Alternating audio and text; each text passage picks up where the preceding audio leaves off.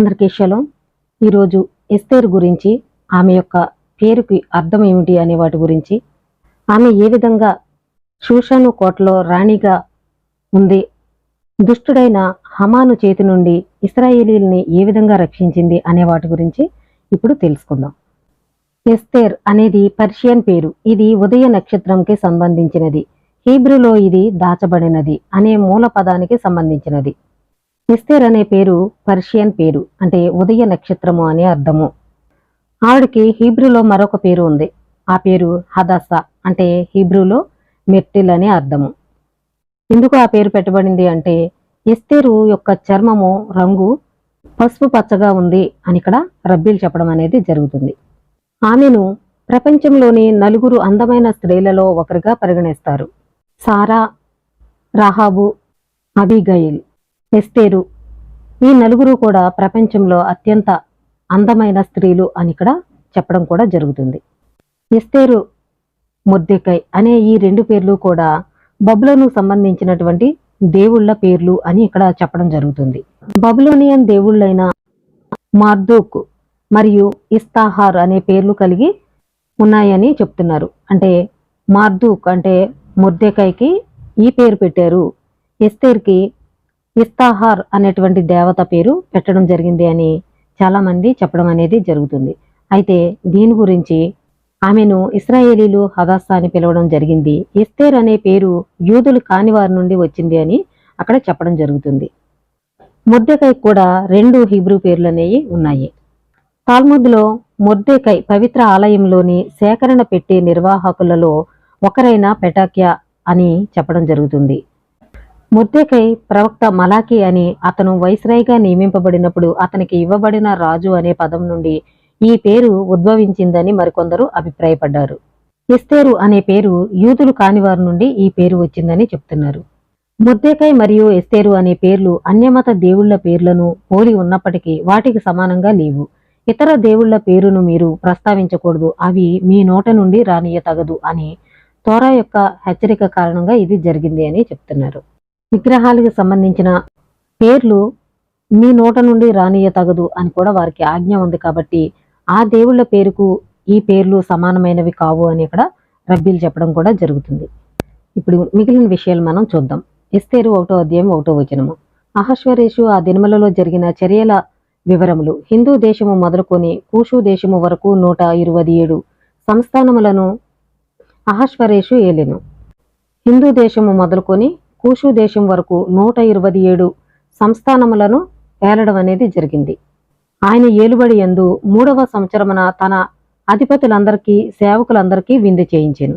ఆ విందు 180 దినములు వస్తీని ఆమె యొక్క సౌందర్యంను కనపరచవలనని రాజు కిరీటము ధరించుకుని ఆమెను తన సన్నిధికి రమ్మని ఆజ్ఞాపించడం అనేది జరిగింది. రాణి అయిన వస్తీ నపుంసకుల చేత ఇవ్వబడిన రాజాజ్ఞ ప్రకారం వచ్చుటకు ఒప్పుకొనకపోగా రాజు మిగుల కోపగించెను. అతని కోపము రగులుకొనెను. రాజు ఆయన భార్య అయినటువంటి వస్తీని ఆ విందుకి రమ్మని ఆజ్ఞాపించడం అనేది జరిగింది. ఆమె యొక్క సౌందర్యాన్ని వారికి చూపించాలని ఆయన రమ్మనడం జరిగింది. ఆయన భార్య అక్కడికి రావడానికి ఒప్పుకోలేదు. కాబట్టి రాజు మిక్కిలిగి కోపగించి అక్కడ ఉన్నటువంటి రాజులు అధికారుల్ని వారిని రాజు ఈ విధంగా అడగడం జరుగుతుంది. రాజాజ్ఞ ప్రకారం చేయకపోయినందున ఆమెకు విధిని బట్టి చేయవలసినది ఏమిటి అని వారిని అడగడం జరిగింది.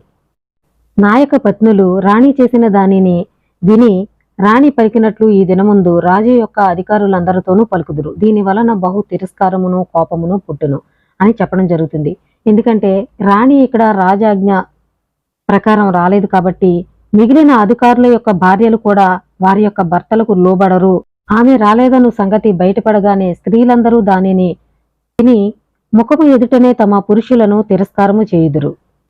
రాజైన అహష్వరేషు సన్నిధికి ఇకను రాకూడదని తమ యొద్ద నుండి ఒక రాజాజ్ఞ పుట్టవలెను. అది తప్పకుండానట్లు వస్తీ కంటే యోగ్యురాలిని రాణిగా తాము చేయవలెను. తమ రాజ్యమందు ప్రకటించిన ఎడల గనురాలు గాని అల్పురాలు గాని స్త్రీలందరూ తమ పురుషులను సన్మానించుదురని చెప్పాను. రాజు ఒక విందు చేసి ఆయన భార్య అయినటువంటి వస్తీని ఆ సభలోనికి రమ్మన్నప్పుడు ఆమె రాలేదు. కాబట్టి రాజు కోపంతో అక్కడ ఉన్నటువంటి అధికారులందరినీ కూడా అడగడం జరిగింది. ఈ విషయం అధికారుల భార్యలందరికీ తెలిసినప్పుడు వారు కూడా తమ పురుషుల్ని వ్యతిరేకిస్తారు కాబట్టి ఆమెను మళ్ళీ నీ సన్నిధికి రాకుండా ఆజ్ఞను జారీ చేయమని చెప్పడం జరిగింది. ఆవిడ కంటే యోగ్యురాల్ని రాణిగా చేసుకోమని అక్కడ సలహా ఇవ్వడం జరిగింది. ఆ సమయంలో అందమైన కన్యకలను రాజు కొరకు వెతికి సౌందర్యవతులైన కన్యకలనందరినీ షూషాను కోటలో అంతఃపురమునందు నపుంసకుడగు హేగే వశమునకు అప్పగించెను. ఆ సమయంలోనే ఎస్తేర్ను కూడా తీసుకుని రావడం అనేది జరిగింది. షూషాను కోటలో బెన్యామీనీయుడగు కీషునకు పుట్టిన షిమీ కుమారుడగు యాయీరు వంశస్థుడైన మొర్దెకై అను ఒక యూదుడుండెను. బబులోను రాజైన నెబ్కద్నెజరు యూదా రాజైన యెకొన్యాను పట్టుకుని పోయినప్పుడు ఇతడు యెకొన్యాతో కూడా యెరూషలేము నుండి చెరపట్టబడిన వారిలో ఒకడు. తన పినతండ్రి కుమార్తె అయిన హదాసా అను ఎస్తేరు తల్లిదండ్రులు లేనిదై ఉండగా అతడు ఆమెను పెంచుకొనెను. ఆమె అందమైన రూపమును సుందర ముఖమును గలదై ఉండెను. ఆమె తల్లిదండ్రులు మరణము పొందిన తరువాత మొర్దెకై ఆమెను తన కుమార్తెగా స్వీకరించెను. మొర్దెకై పినతండ్రి కుమార్తె యొక్క ఎస్తేరు అసలు పేరు హదాసా. ఆమెకు తల్లిదండ్రులు లేరు. ఆ సమయంలో మొర్దెకై ఆమెను పెంచుకోవడం అనేది జరిగింది. కన్యకలు అనేకులు షూషాను కోటకు పోగు చేయబడి హేగే వశమునకు అప్పగింపబడగా ఎస్తేరును రాజు యొక్క నగరమునకు తేబడి స్త్రీలను కాయు హేగే వశమునకు అప్పగింపబడెను. కన్యకలను తీసుకుని వచ్చినప్పుడు వారితో పాటు ఎస్తేరును కూడా తీసుకుని రావడం అనేది జరిగింది. మొర్దెకై నీ జాతిని నీ వంశమును కనపరచకూడదని ఎస్తేరునకు ఆజ్ఞాపించి ఉండెను గనుక ఆమె తెలపలేదు. ఎస్తేరు ఎలాగుండెనో ఆమెకేమి సంభవించెనో అది తెలుసుకొనుటకై అంతఃపురము యొక్క ఆవరణము ఎదుట ప్రతిదినము మొర్దెకై తిరుగులాడుచుండెను. ఎస్తేరు రాజు నద్దకు వెళ్ళుటకు వంతు వచ్చినప్పుడు స్త్రీలను కాయు రాజు యొక్క షండుడైన హేగే నిర్ణయించిన అలంకారము గాక ఆమె మరి ఏమీయూ కోరలేదు. ఎస్తేరును చూచిన వారందరికీ ఆమె యందు దయ పుట్టెను. ఎస్తేరు రాజు నగరులోనికి అతని యొద్దకు పోగా స్త్రీలందరికంటే రాజు ఎస్తేరును ప్రేమించెను. కన్యకలందరికంటే ఆమె అతని వలన దయాదాక్షిణ్యములు పొందెను. అతడు రాజ్య కిరీటమును ఆమె తల మీద ఉంచి ఆమెను వస్తీకి బదులుగా రాణిగా నియమించెను. ఎస్తేరు మొర్దెకై యొక్క పోషణ మందున్న కాలమున చేసినట్టుగానే ఇప్పుడును అతని మాటకు ఆమె లోబడుచుండెను గనుక మొర్దెకై తనకు ఆజ్ఞాపించిన ప్రకారము ఎస్తేరు తన జాతినైనను తన వంశమునైనను తెలియజేయక ఉండెను. ఆ దినములలో మొర్దెకై రాజు గుమ్మములో కూర్చుని ఉండగా రాజు యొక్క ఇద్దరు షండులైన బిక్తాను తెరేషు అను ద్వారపాలకులు కోపగ్రస్తులై రాజైన అహష్వరేషును చంపుటకు ఆలోచించుకొని ఉండిరి. ఈ సంగతి మొర్దెకైకి తెలియబడినందున అతడు దానిని రాణి అయిన ఎస్తేరుతో చెప్పెను. ఎస్తేరు మొర్దెకై యొక్క పేరట రాజునకు దాన్ని తెలియజేసెను. ఈ సంగతిని గూర్చి విచారణ కాగా అది నిజమాయెను. అందుచేత వారిద్దరును ఒక చెట్టుకు ఉరి తీయింపబడిరి. ఇది రాజు ఎదుటనే రాజ్య సమాచార గ్రంథమందు వ్రాయబడెను. మొర్దెకై ఎస్తేరుకు ఆజ్ఞాపించినట్లు తమ జాతిని తన వంశాన్ని కూడా తెలియచేయకుండా అక్కడ ఉండడం అనేది జరిగింది.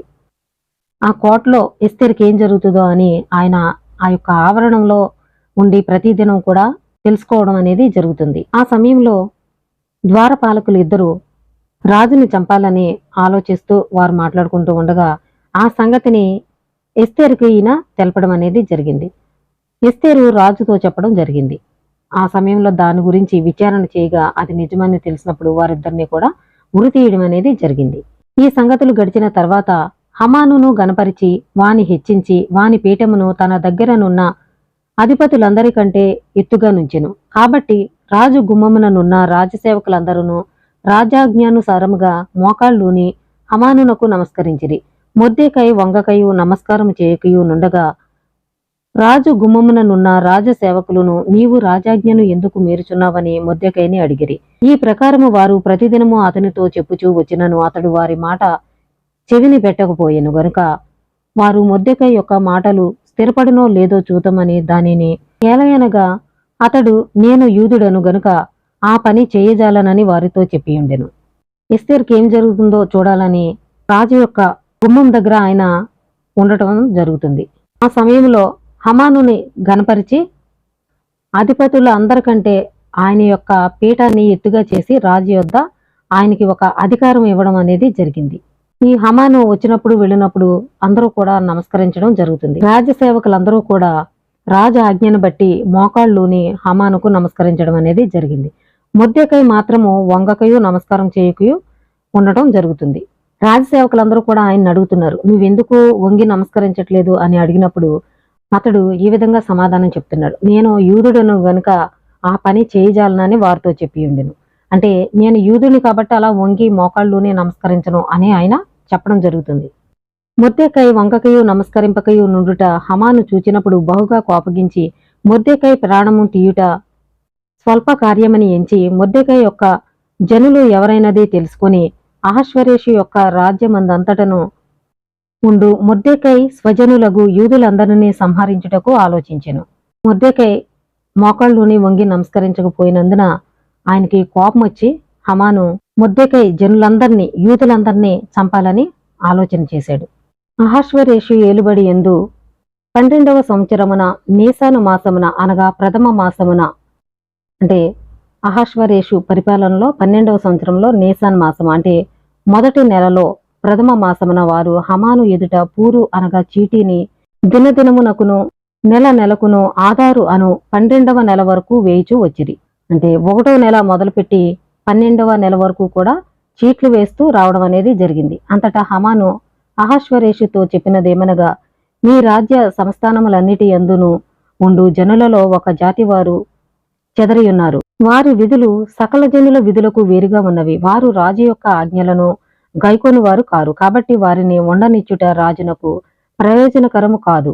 రాజునకు సమ్మతి అయితే వారు హతము చేయబడినట్లును నేను ఆ పని చేయు వారికి 20,000 మణుగుల వెండిని రాజు ఖజానాలో ఉంచుటకు తూచి అప్పగించినట్లును చట్టము పుట్టించుమనగా, రాజు తన చేతి ఉంగరము తీసి దానిని హమానునకిచ్చి, ఆ వెండి నీకియ్యబడి ఉన్నది, నీ దృష్టికి ఏది అనుకూలమో అది ఆ జనులకు చేయునట్లుగా వారును నీకు అప్పగింపబడి ఉన్నారని రాజు సెలవిచ్చెను.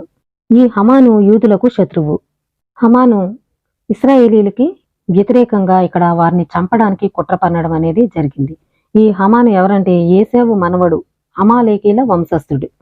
హమాను ఆజ్ఞాపించిన ప్రకారము అంతయు ఆయా సంస్థానముల మీద నుంచబడిన రాజు యొక్క అధిపతులకును అధికారులకును, ఆయా సంస్థానములలోని జనుల మీద నుంచబడిన అధిపతులకును అధికారులకును వారి వారి లిపిని బట్టి ఆయా జనుల భాషను బట్టి రాజైన అహష్వరేషు పేరట తాకీదు వ్రాయించబడి రాజు ఉంగరము చేత ముద్రింపబడెను. ఆధారు అను 12వ నెల 13వ దినమందు యవనులనేమి, వృద్ధులనేమి, శిశువులనేమి, స్త్రీలనేమి, యూదులనందరినీ ఒక్క దినమందే బొత్తుగా నిర్మూలము చేసి వారి సొమ్ము కొల్లపుచ్చుకొమ్మని తాకీదులు అంచెవారి చేత రాజ్య సంస్థానములన్నిటికీ పంపబడెను. ఆ ఆజ్ఞ షూషాను కోటలో ఇయ్యబడెను. దాని విని షూషాను పట్టణము కలతపడెను. అంతటా రాజు హమానును విందుకు కూర్చుండిరి.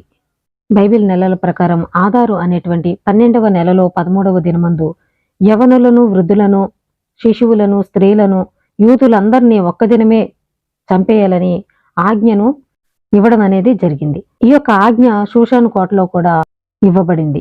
ఈ విషయం తెలియగానే మొర్దెకై తన బట్టలు చింపుకొని గోనె పట్టలు కట్టుకొని బూడిద పోసుకొని పట్టణము మధ్యకు బయలు వెళ్లి మహా శోకముతో రోదన చేసెను.